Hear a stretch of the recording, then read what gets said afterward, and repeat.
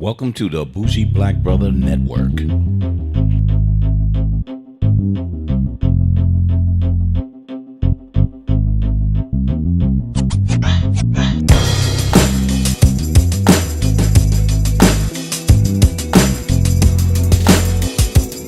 Good afternoon, I'm Michael Carr, and I'm here with Don Warner, and we're at our Minorities Report podcast. And I wanted to talk to Don Warner because I'm so concerned about our community with health and the loss of stories that are making our community better and better. And it's really important that voices that are not heard regularly get their voices heard. So I had Don Warner here to give us some insight on a couple of health issues and her journey of healthcare, the healthcare system, and what she actually went through to inspire others, join her, or you start something on your own. So Don, first I want to ask you, good morning, how are you? Good morning. Or good afternoon. We're in the middle of the day. I don't even know what it's morning somewhere. So Don just came back from Cuba, which is one of my, I would say bucket list, but it's not bucket because I'm going. That's Some right. people say bucket list is a wish list. I'm not wishing. Mm-hmm. I'm going. Right. I call them living lists. Living list. I need to, you coined the phrase, but I'm going to use it from now on. Okay. My living list. She went to Cuba. So could you tell me about that? Cuba was absolutely amazing. This was my second time. I'm so jealous. Don't be jealous. Don't be jealous. The people are incredible. Okay. The food is even better. Music. The music. And the way that I like to do Cuba is to just really get so immersed that when I come back, I can't wait to go again. Okay. And so at every meal we had music, and which is kind of hard to get used to when you come back home and there's no one playing music for you. It's like, wait a minute, where's my live band? Exactly. You're sitting somewhere and it's kind of like you're looking around, right? Yeah. Turn on the radio and I'm searching for my Spanish stations, Non-existent. Yeah. Right. I love the culture, just learning so much, and they are so welcoming to Americans. So did you tour the island, or it was kind of like specific areas that you actually went to? So we do the people-to-people tours, and this last time we did more Havana and the West Coast. Okay.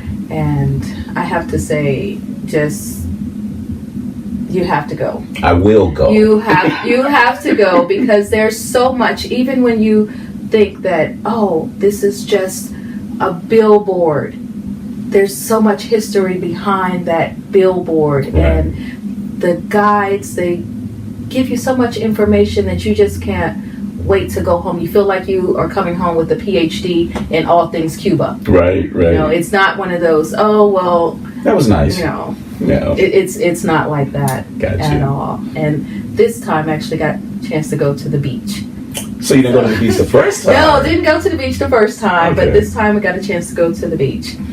The first time we started in Camagüey, okay. And our group was on the first commercial flight into Camagüey. Wow. And one of the things that was kind of funny is I was sitting in the back of the plane, and I noticed everybody standing up coming towards the back of the plane, and the reason being, they didn't know how to open up the door to get them off the plane. That's how new everything was in these big, planes that are going there now. Right. So it's exciting. So how did you get to this travel? Did you just travel on your own, or did you have a company that helped you get to that? Well, yes, I own a travel franchise called Dream Vacations. Okay. And through the franchise is how I got to travel. Okay. And encourage other people. And part of my business is also allowing other people to have a social impact. So anytime I'm participating in a group, we're going to give back. We're going to make it better. Gotcha. So even with Cuba, we brought things to give to like the Boys and Girls Club there. We came across a women's cooperative where they make different things to sell to help boost their income. Right. And we gave them different clothing and scissors and different tools to help them be able to continue to make their crafts. And so through Dream Vacations, my franchise, it's not just that, we also encourage people to pack for a purpose. Okay. So whether it's Cuba, Barbados, anywhere you're going in the world, there's an opportunity to serve. And are you selective in the places that you go, or is it there's a certain areas that you kind of say, I'm going here because you have to go to these certain areas? Well, there are some places that are just on my list. Okay. And I'm a travel bug. So if I feel like if my spirit is leading me somewhere, I just have to go. I just have to go. Amazing. Yeah. Okay. And I feel very fortunate that I've traveled a great deal. So I admire that. I'm a traveler too. So that's why I was excited about your journeys from around the world in different places. Great segue. One of the things that I did absolutely wanted to talk to you about is your journey that I had no idea of, a disease called Myasthenia Gravis. Yes, you did great. Okay. I played with it. I was like, gotta hear it again. Wait a minute, did I say that right? Myasthenia Gravis. And how most people just go with autoimmune system disease. And they just package it under that, and they don't actually say what are the different diseases that are associated to that. Right. And your journey with that disease, I would like for you to talk to the audience a little about that, because I tried to find some information earlier where it was first diagnosed and who was the people who was like, this is a problem, and then it started growing. But it still seems really hidden compared to a lot of the prominent diseases that's out there. You're absolutely right. And with myasthenia gravis, it is considered a rare disease. Unlike some diseases where there are big walks annually where you've heard about them for 20 years, it's not the case with myasthenia gravis. For example, we've only started having walks over the past 7 years. 7 years. So not even 10. Yeah. So 7 years. And I know, I'll definitely share my journey. Yes, please. I'll definitely share my journey. So when I was diagnosed, I'll just say, when my symptoms started. Right. My symptoms started, I can definitely trace it back to when I got a vaccination. Gotcha. I was preparing to go to Africa. I got a vaccination, and my symptoms started immediately.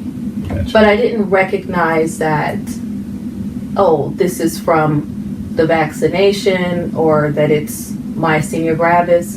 It actually took about 2 years to get diagnosed. Wow. My symptoms started with fatigue, double vision. Then I was dropping things. I couldn't hold anything. Something as light as a pencil, I couldn't even hold. Was that immediate, or was it progressive in a way? It was progressive. Okay. So the fatigue started immediately, and I knew something was wrong when I'm trying to go up Tabletop Mountain and there's a 80-year-old woman that's flying past. Wait a minute. Did that granny just lap me? What's going on? A marathon woman or something? Right. I'm in pretty good shape. What's happening here? Right. And then as soon as I got back from Africa, I fell for the first time. Gotcha. And I kept thinking, I'm just getting clumsy. Oh. Didn't pay it any mind, didn't make the connection that the two were possibly related. I started driving in Houston because at the time I worked for corporate America and my job took me to many cities. Yeah. So I'm seeing doctors in different cities. Wow. Nobody is putting anything together. Double vision. Put a prism in your glasses. That'll take care of the double vision. And I said, okay. well, what's going to happen when I take my glasses off? Right. So Feel temporary double vision. relief. They wasn't really going to the level of detail to say, is there something deeper? No. And then it really wasn't. Once I moved back to Atlanta, I was literally, as we are moving my stuff into the truck, falling. Okay. I can't even tell you how many times I fell, to the point where everyone was just like, Dawn, just sit down. Right. Because at this point, you're not helping. You're not stable. You're not helping. Get to Atlanta and started going to, I don't know if I should say the name of the clinic. Allegedly. I go to this clinic that specializes in neurological disorders. Mm-hmm. I tell them everything that's going on. I'm falling, I can't hold things, I have double vision, my speech is slurred. They decide to run a test on me, a nerve conduction test, and said, oh, you're fine. And I said, but I'm not fine. This isn't normal. People don't just fall for no reason. Symptoms. Yeah. Okay, so I keep traveling and I'm so fatigued. And so, okay, well, I know B12 will help with fatigue. So let me just come and get B12 shots. And that's literally boosted me up. So I'll get a B12 shot like every 2 weeks, just so I could travel. Right. And then I'm like, and then I'm falling. My body literally collapses afterwards. Right. And then finally, I had a project at Duke, and I was trying to get back. And I collapsed in my driveway. Whoa. And let me just tell you how spirit works.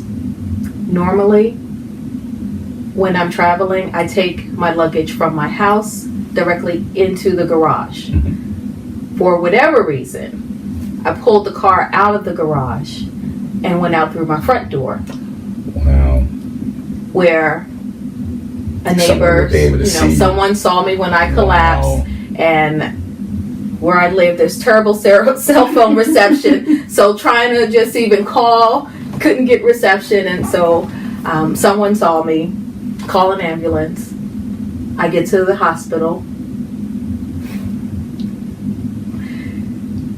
And take your time. I just want to say, if it wasn't for the fact that I personally knew some doctors at this particular hospital, I don't know if I would be here today. And I say that because I'm presenting with, I cannot walk, somebody who cannot physically stand up. Yes. I'm having trouble breathing. And the neurologist on call decides he's going to make me stand up. So I fall down, obviously. Right. Not one time did I ask for drugs. All I said was, I need you to do whatever you got to do so I can catch my plane. I have to still wanted to leave. I have to get back to Duke. I have work to do. Right.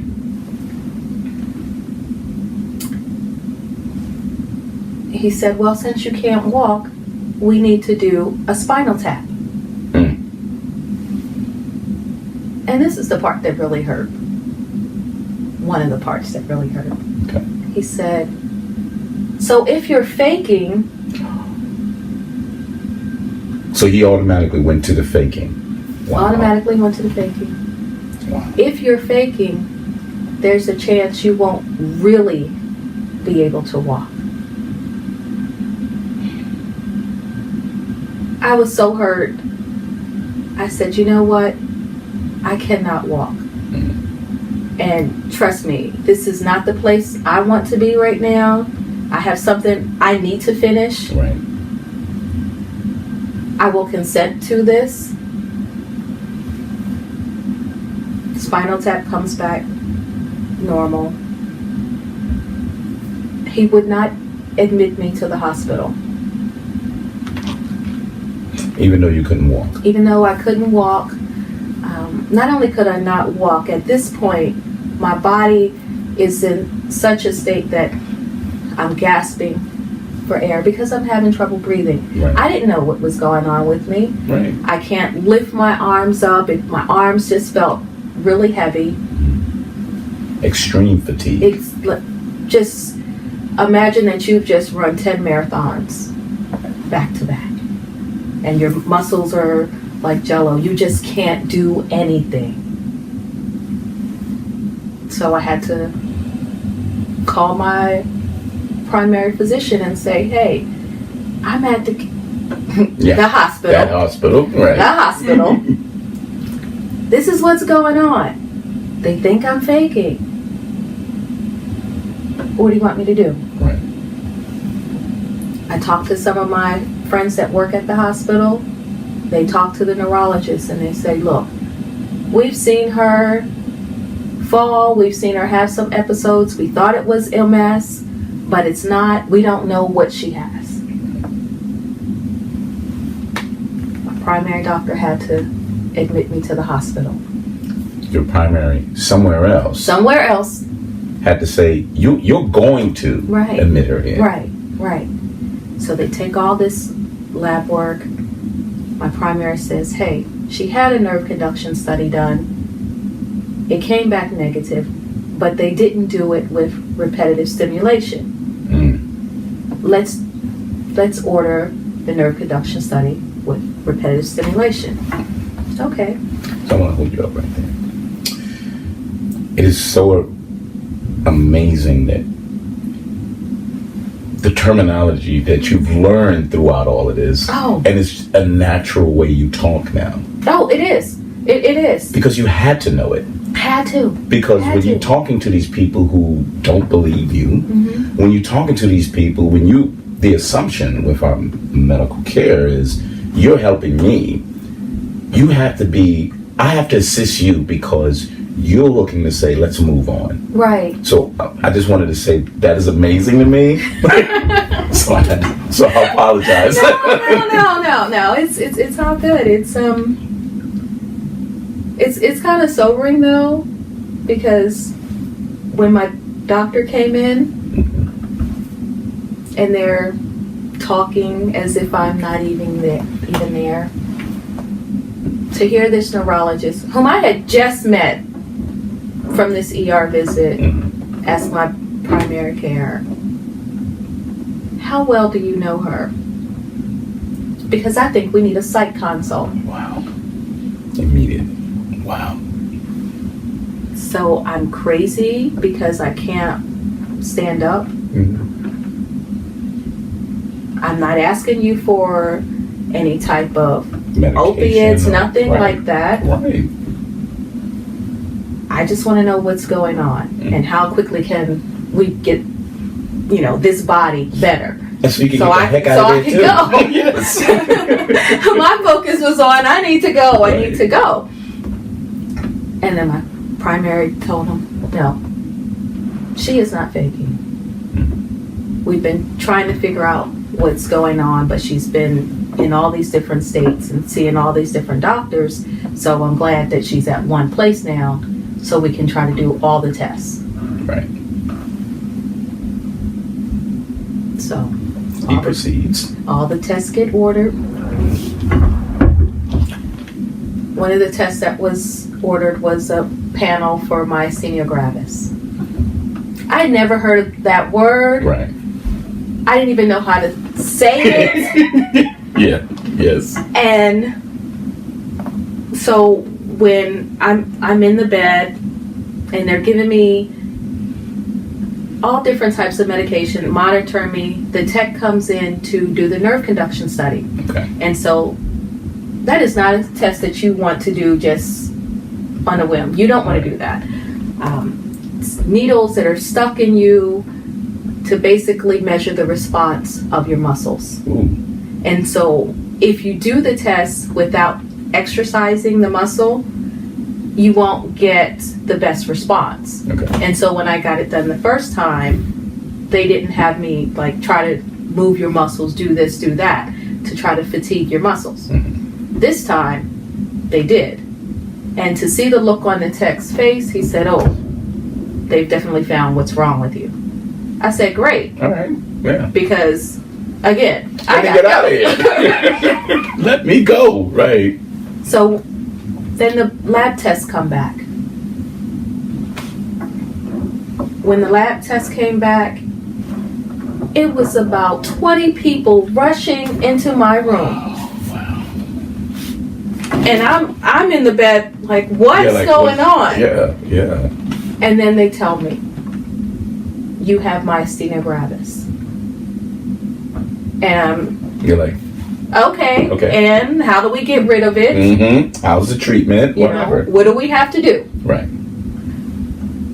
Well, there's no cure. And so I get a little upset because I'm not really understanding, and the delivery was not quite what I would have hoped to have. You have myasthenia gravis. There's no cure. You have antibodies higher than we've ever seen in this hospital. Wow. Okay.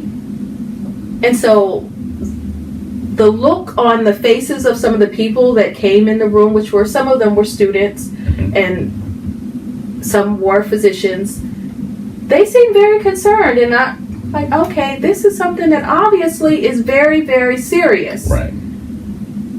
And I just kept saying, can you say the name again? Yeah, so I can hear it and learn it and understand it. Write it down for me. And then it hit me. Oh, when they wrote it down, I said, oh, this is what Aristotle Onassis had. Oh, so you already had a relation. It just sparked something. Yes. Okay. But I also remembered that he died from it. Okay. Well, that wasn't good, though. That wasn't good. That wasn't good at all. And so I said, okay, how long do I have to live? Right. Because the look on their faces, I'm thinking... Very concerning, right? Yeah. I mean, it was like dead girl walking. Like, really? I want to hear this. Right. Help me out. And so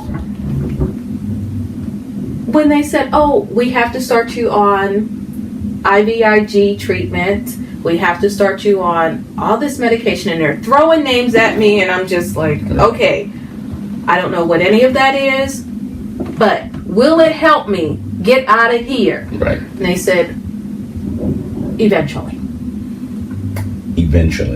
So no time frame, no by next week, eventually. No time frame.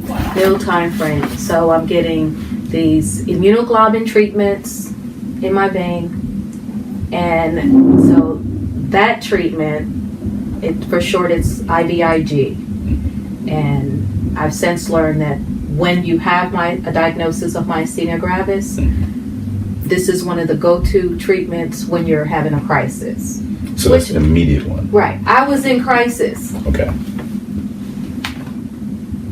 You didn't know that. Didn't know that. Didn't know that, but I was in crisis. You know, the respiratory problems, I was in crisis. Right. They also started me on another drug called Mestinon, which is also a staple drug. That if you have this diagnosis, if you ask most people that have myasthenia gravis, they will say, oh yes, I'm on Mestinon. Okay. Which ironically is a drug that the military uses. They give it to the soldiers so that if they encounter nuclear weapons, it's like wow. And I'm thinking, wow. But you're giving that to me. So I get it, and what is it supposed to do for me? And the only thing I'm thinking is, this is just toxic. Right. Okay, so I gotta put this toxic stuff into my system to feel better. And so I just resolved to, okay, I have to do whatever I have to do to start to feel better, to get out of this place. Right. And then they give me another drug, immunosuppressant, Imuran. But the neurologist forgets to monitor my liver. And I say this only because I'm looking at my lab results, and this was the days of good old paper charts. Yep. I'm looking at it like, oh, that's going up. Oh, it keeps rising. Then primary doctor comes in and says, I know you've been looking at your chart. Because he knows you. You know that your liver enzymes are reaching a critical level. What did the neurologist say? And I said, he hasn't said anything. So she's like, okay, I'm going to take you off of it. I was off of that drug for 4 days. Neurologist comes in, oh, so you're still on this, oh, and you're still on the Imuran. And I'm thinking, he's not reading my chart. He's just going through the motions. And checking the list off. This isn't someone that I can continue with outside of this hospital. So how was you feeling during this point? I was feeling so tired. Like, my body was so worn out. And I kept saying, okay, this is going to make me better. It's going to make me better. Okay. And I just had to turn to my spiritual practices. Okay, I affirm wellness. This is not what your life looks like, Dawn. This is not what your life looks like. Right. You know, because I couldn't walk, they were trying to get me to sign up for disability. Well, and I just said, I think we've gone a little too far here. Right. I know I can't walk. And by this point, it's 2 weeks in the hospital. Wow. But I'm not signing up for disability. You're going to get better. There's nothing wrong with my mind. Right. I'm not signing up for disability. Right. I ended up having to be put on the skilled nursing ward. Now let me tell you, skilled nursing, the average age was about 85. Yes. My mother's on that. And obviously, I'm not in that age range. Right. And so that, being moved to that side of the hospital, came with its own concerns. And it was, I want to say it was really there when it absolutely hit me that we have to be our own advocates. Mm-hmm. We have to also have people looking out for us. Yes. So when I got put on that side, all my medications that they had me on, of course, I had a list of everything I was taking, the name, the color, what it looked like, right. Because I wasn't working, so I had to occupy myself with something. Right. And my health became my job. Do you think that practice or the way you are with the level of detail actually helped as well? Yes, I do. Because most people won't do that level. They're sitting and waiting. But what you're saying is, I'm monitoring everything. I'm documenting everything. So, but you know that was something that kind of assisted you along the way as well. Yes, and okay. So, and this one of the reasons why. One of the things I learned was if you have a diagnosis of myasthenia gravis and you take magnesium, it can put you into crisis. Whoa. So that was key information for me. Right. And so when I went onto the skilled nursing side, I was getting vitamin nutritional therapy. The first bag that they gave me, and I said, oh, let me see what's in that. You're going to put it in my arm. Let me see what's in it. Okay, vitamin C, okay, B. Oh, magnesium. No. Okay, so we, take that bag back, give me another one. And then it became a practice of I always had to check the bag. And you would think after sending at least 4 bags back, same patient, they would get no magnesium. Wow. At least a notation to say, when servicing this patient, no magnesium. Right. Didn't happen. But also, just to backtrack a little, the very first day I was in that room and they brought my medications, they brought me medication that I didn't recognize. And I said, oh, well, what is this? Oh, this is metformin. I said, well, metformin I know is for diabetes. I don't have diabetes. That I know for sure. I do not have diabetes. Why are you giving this to me? Well, this is what the doctor ordered. Wow. Okay. And then they had some other medications, and I just kept saying, these are not my medications. I said, where is this? Where is this? Where is this? Turns out the medication that they were giving me was left over from the previous person in the room. And I'm telling you this because it's real and it happens. And it happens. And I'm thinking, I have my wits about me. I'm the youngest person on this ward. Right. But can you imagine? So what's happening to our seniors that are just taking the medication? Because it's given to them. Oh, I'm taking what you're giving me. And I just said, oh my God, there's a problem. Right. There's a serious problem here. No one is paying attention. Right. You can't be an autopilot doing your job. You can't just treat every patient like, oh, well, this person has this disease. This is what we do. Everybody is an individual. Yep. You know? Absolutely.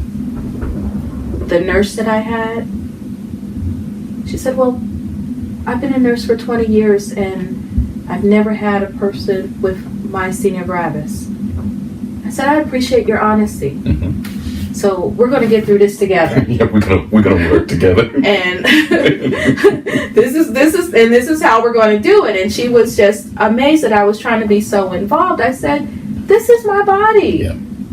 I have a life outside of this hospital that I would like to get back to. Right. That was your intent. Yes. And so I ended up in that hospital for over 30 days. And the only reason I got discharged was because the final time they did the IV. It had magnesium in it. And I started coding. And then I said, you will not kill me in this hospital. Gotta go. And that's when I learned that the IV treatments that they were giving me, oh, I can get them at home? I'm going home. Yeah. Why didn't you tell me that? I'm going home. Right. And I started to recover much better at home. And in doing so, just reading more about myasthenia and just finding that, wow, everything out there is something toxic to put in your body. And then just learning, oh, when you have a diagnosis of one disease, one autoimmune disease, chances are you will develop another one because you're so susceptible. And I just kept saying, Myasthenia Gravis, Myasthenia Gravis, what is it? What's out there? Who's doing research? Yeah. Are there any clinical trials? I wanted to try anything. And everything. And basically. everything. Right.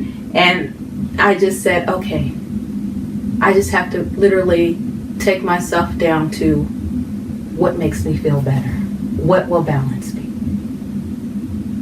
And so I found that if I went to, I don't know if you've ever heard of bioassessment testing. No, I haven't. So it's a way of testing your body to see what's out of balance. And it's non-invasive. You just hold a prong and they kind of touch different areas on your hands and your feet. And they coincide to almost like the reflexology chart here. So they touch different points, and if something is out of balance, they can tell you that it's one, out of balance, two, what will help put you into balance. And I said, this is going to be one of my wellness tools. I'm going to keep that in my bag. Let's look at the supplements. What can I get on? And then trying to find supplements without magnesium. Was a little hard. No magnesium. Was a little hard, but not impossible. Right. But, I did. And then looking at, okay, what am I eating? So then you changed to your food intake. My food intake. I was already a pescatarian, but, I do love my sugar. I love sweets.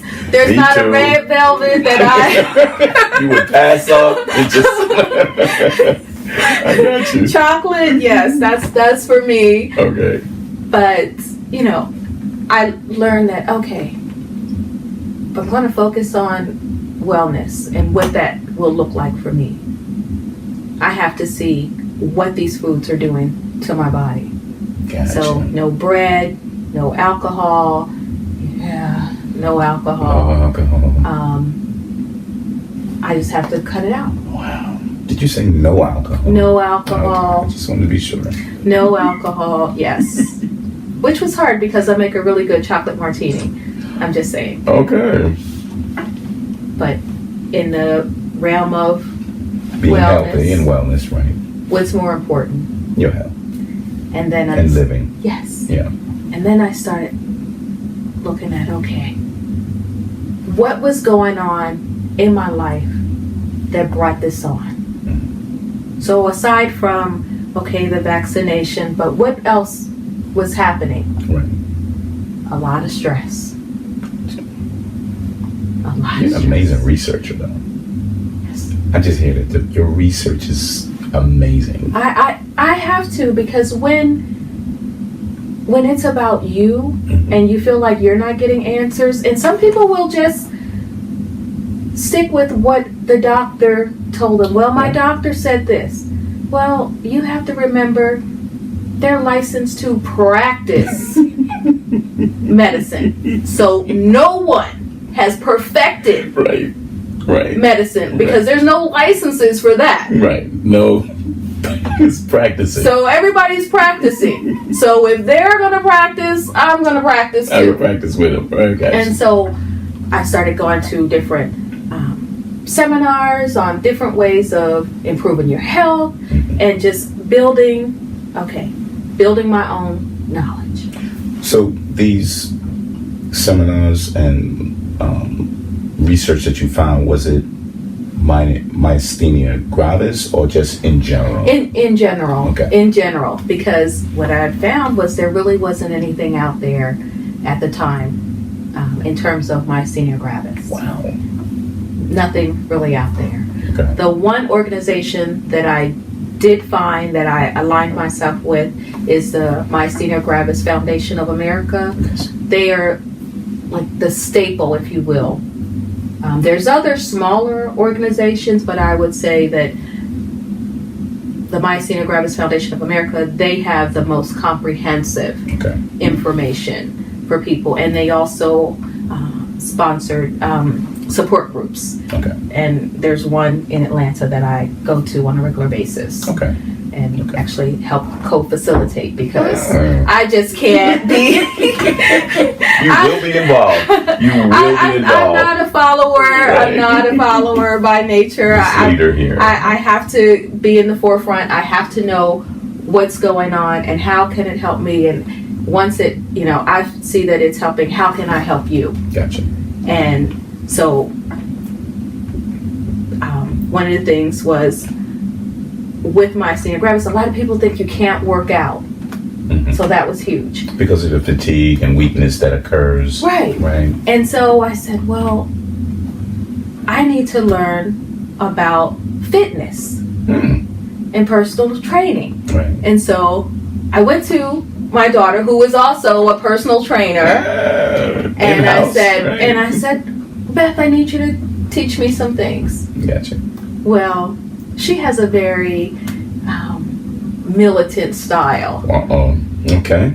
She's about this big, so she has if you were not trying to do her style, she doesn't have time for you. So hers is intensity in that way. Right. Okay. And I just said, I can't do this.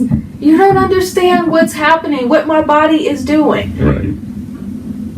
And so I decided, okay, I'm going to go to school to learn how to be a personal trainer. And my daughter said, at your age? I said, I don't want to train people. I want the information. Right. I'm not trying to go out here and teach people how to do anything. Mm-hmm. It's for my own edification. Right. I want to know what's safe for me to do. Right. And you can pass that on too. And so she just thought it was the craziest thing. Right. You're going to spend money and time to do this? And not be a trainer? I said, well, time is going to go by anyway. So as long as time is still going to go by and I have some extra time, I'm going to feel it. I'm going to learn how to exercise without taxing my body. And she said, oh, okay. And so, that was that. So what was those things that you found that you could do? So I found that if I did more isometric type exercises and just low repetition, that worked better for me, because before I would want to just run, or I just want to try to do as many as I can, and, compete with my daughter, like, no, let me just slow it down. And even if I'm having a bad MG day, if you will, there's still something that I could actually do. So let me just try to do something instead of, expanding. Yes, because that does happen. So what is it, like Pilates or yoga or just low intensity? Low intensity. Strength training? No, not so much strength training. And funny you mentioned yoga. I incorporate some yoga moves, but I do not like yoga. I got you. And and I know it's a great tool. Right. But it's just that's not you. It's just one of those things where in my mind I think, oh, I should like this. Right. Your body's like, I don't want to do that. No, but I would gravitate more towards the Pilates than the yoga, and especially if you're doing Pilates with the actual machine, I like that better. Gotcha. But not the yoga. No. The last class I did at LA Fitness, I was like, I'm not doing this. You were great. It's obviously me. I won't be back. Return next time when we finish our episode with Dawn Warner on the Minorities Report podcast, where we'll finish our discussion